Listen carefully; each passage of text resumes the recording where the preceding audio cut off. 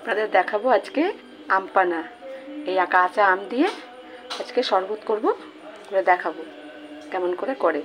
এটা প্রথমে কড়াই বসিয়ে দিয়েছি, সামান্য একটু জিরা ভেজে নেব, অল্প একটু করে দেখাবো। একজনের মতন একটু শরবত করব, করে দেখাবো। হালকা একটু জিরাটা ভেজে নেব।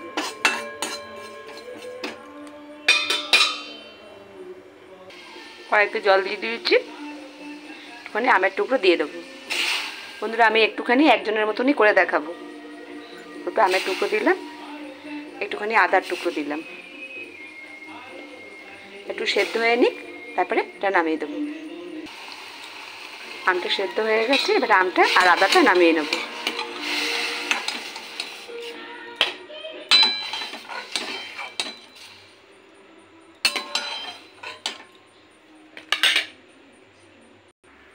এই আমটা আর আদার টুকরোটা মিক্সিতে এবারে বেটে নেব। আর এখানে ভেজে রাখা ভাজা জিরাটা গুঁড়ো করে নেব। আর এটা একটু মিক্সিতে ঘুটে পেস্ট করে নেব। এবার এর মধ্যে বরফের টুকরো দিয়ে দেবো। এবার আমের যে পেস্টটা করেছিলাম, এই পেস্টটাকে এর মধ্যে দিয়ে দেবো। একটু বরফ দিয়ে দেবো। এর মধ্যে একটু ভাজা জিরার গুঁড়ো একটু দিয়ে দেবো। সামান্য একটু বিট নুন দেবো।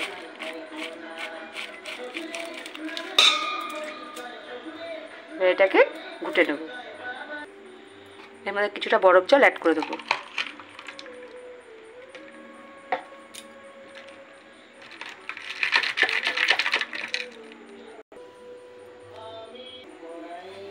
এটা ঘোটানো হয়ে গেছে। বন্ধুরা, আমি চিনি দিতে ভুলে গেছিলাম।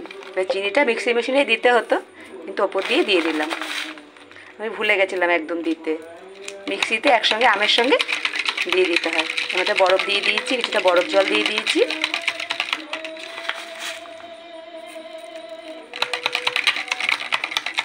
এর সঙ্গে ভালো করে ঘুটে নেব।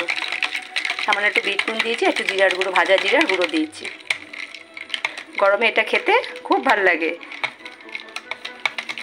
আপনার বাড়িতে করে দেখবেন, এইভাবে করে সেদ্ধ করে। আমার আম পানা হয়ে গেছে। কেমন লাগলো কমেন্ট করে জানাবেন। বরফটা গলে গেলেই হয়ে যাবে। চিনিটা বরফের সঙ্গে দিতে হয় মিক্সি মেশিনে, কিন্তু আমি একদম ভুলে গেছি দিতে।